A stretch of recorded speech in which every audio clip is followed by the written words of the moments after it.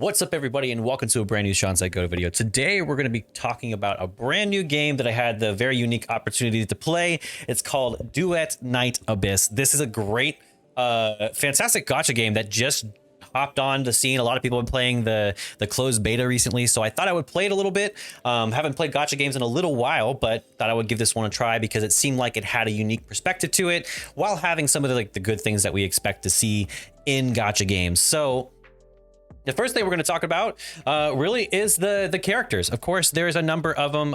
My favorite being Psyche so far, obviously with it being the 1-5-star character is pretty decent. But I mean, I would say one of my favorite things about the game so far is that you are able to play it and kind of universally share weapons. So you can kind of give everyone that max rank weapon and try out a bunch of different stuff. You don't have to worry about sort of getting multiple copies of that, at least. So there's at least the typical things that you would expect from a game like this. Of course, you can ascend characters, you can level up characters.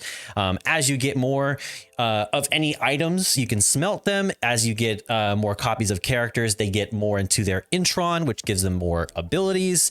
On top of that, though, you get some unique things like a dressing room. You can get unique items that can go on the character, as well as like little little trinkets for your character as well. So a lot of interesting things there.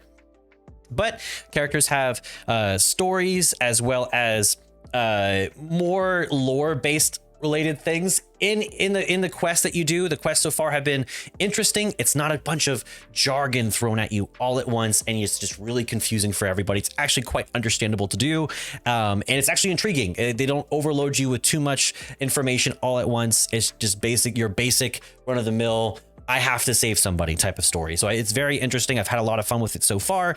The weapons so far have felt very good, and the amount of introductory items that I've gotten have actually felt pretty decent. I don't know if I can show it here, but the mailbox is just full of items right in the start of it, where it feels like they're really trying to allow people to experience the game.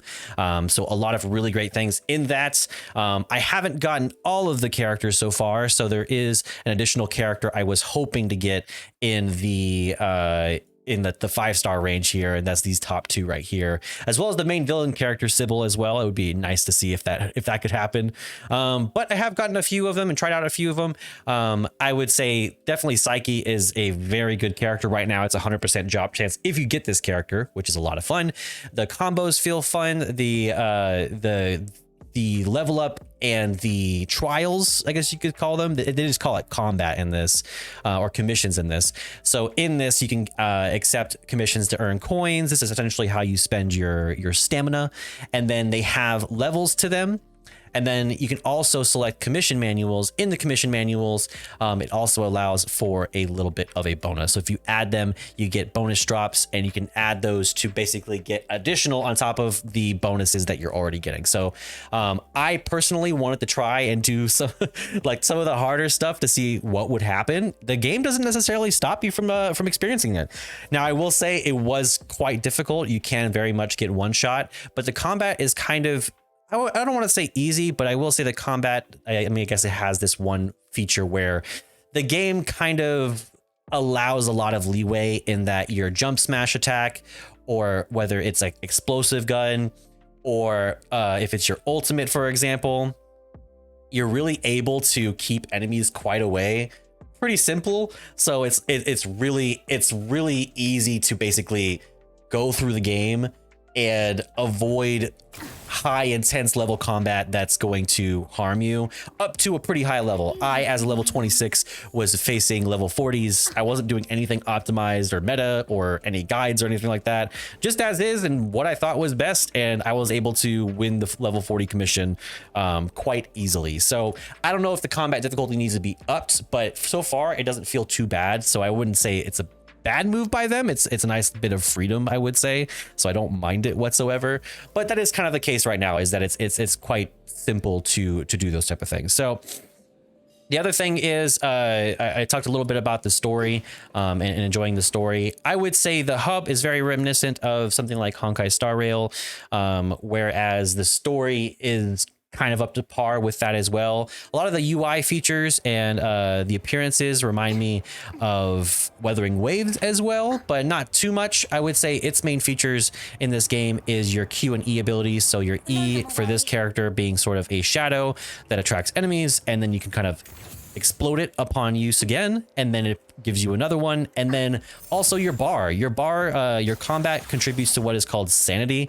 You gain sanity over time and through combat, but you can also activate abilities like so, and also an ultimate on top of that once you have it unlocked for your character. So it's not everything is unlocked by default. Sometimes you have to go a little bit further.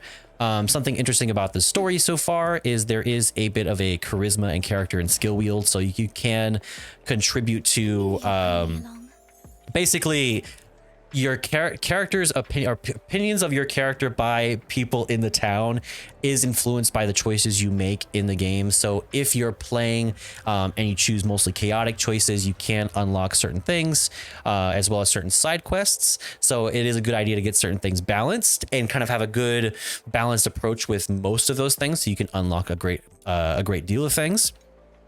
Also, I will say, I mean, this is something that I think that a lot of people don't talk about, but I think is really important, that the side character that's in the game, who's supposed to be like your effective, like your conscience, like your Jiminy Cricket in your ear, who is just kind of informing you of what you kind of already know and have heard of, and like you don't need their information, is not that bad. They're not too terrible to listen to and hear. They're not too annoying, so it's not all that bad. So I wouldn't worry about that too much. I will say some of the negatives about the game.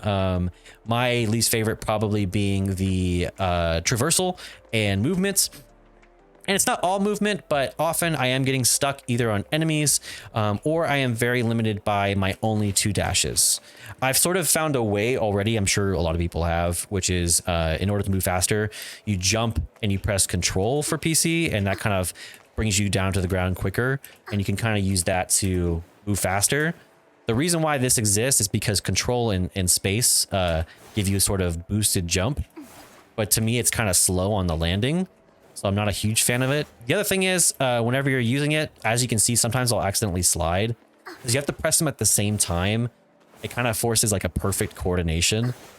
If you slide first, you're gonna get it, but you're also gonna get slowed first. So you can kind of have those two things kind of slowing you down. To me, the worst of it is the big jump. So you have a higher jump that you can do if you look straight up in the air. But having to shift the camera in the air is a bit frustrating. I can imagine if you're doing this on mobile, it must be really, really frustrating unless there's a button for it. But at least for PC, it's kind of difficult to traverse, and sometimes it doesn't activate properly, or you just kind of run straight into the nearest thing and do the forward jump instead, the forward leap. So it's kind of one of my least favorite things in the game so far. I won't knock it entirely, because I know there are some growing pains when it comes to traversal. I think Wuthering Waves does a great job of it, for example. It wasn't perfect. So I understand that. And then the last thing is wall jumping. I think nothing really beats Wuthering Waves with what it does, but of course the biggest issue with this being you have to sort of spam the space key.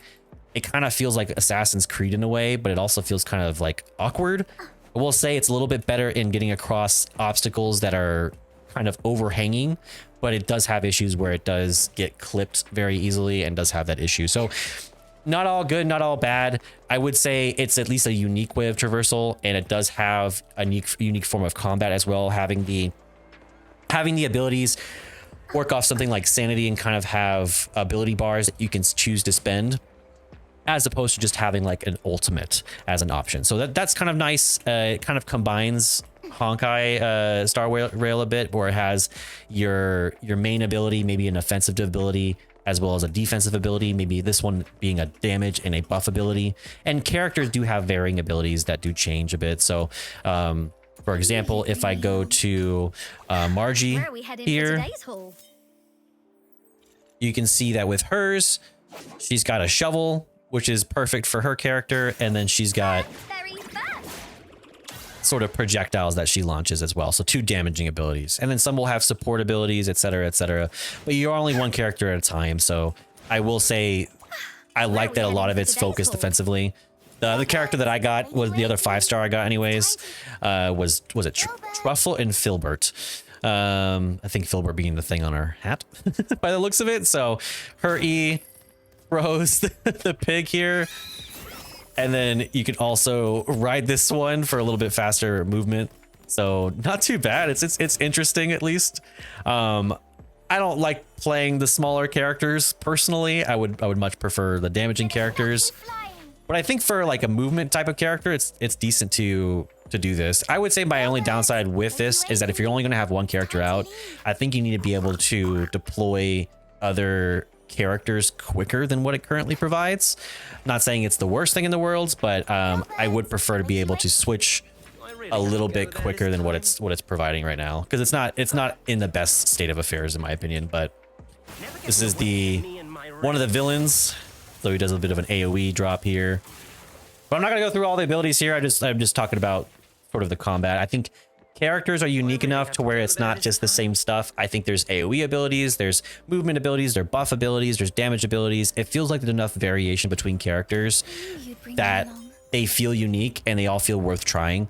I will say that as far as items go, it feels easy enough to understand where to go with them. The main thing with this game is that you have something called demon wedges. With demon wedges, you're able to customize sort of what the item has, but you're not limited to doing that just with your melee weapons. You can do it with your ranged weapons. You also have character demon wedges as well, so you can also do ones specifically for your character. Some are worth leveling. There are limitations to it. You have a max tolerance that you can experience, which is a unique perspective. So a lot of things that are interesting, worth exploring. I'm liking the lore. I'm hoping they go more into it. I hope there's a more interesting lore to explore things. I will say some of the gacha elements aren't my favorite as well. It's called Retrace. In this, things are pretty expensive, and the rates at which you get certain items aren't the best.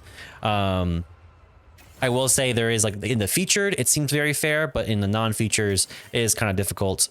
Even if you're a paid player, it's going to be a bit of a challenge. I will say that they're very gracious with what they've given so far, so I'm not going to, like, spite the nose to whatever, bite the hand that feeds, whatever the phrase is. So I think so far this is looking pretty good. I would say story so far, I would say at 8, it's pretty decent. It's not a bunch of jargon, it's not crazy. Character uniqueness, I would say easily a 10, very solid. Combat, it's a bit staggered. It has issues where things trap you easily or you get stuck easily, and your mobility isn't quite there. So combat and mobility to me are both at a 5. They're pretty low. I think they can be vastly improved, as well as the puzzles. I think puzzles are a large part of gacha game, or large part of gacha. Jeez Louise. And I think the issue with a game like this is that if the puzzles aren't very interesting, they just get to be sort of like, it's something that prevents you from getting it just a few seconds later, instead of it being something that's fun and interesting. So I hope they make the puzzles a little bit more complex, a little bit more difficult and challenging. I would like that. I would say the combat is in a decent state right now, where it's like, I'm too early in the game to know if it's hard or not.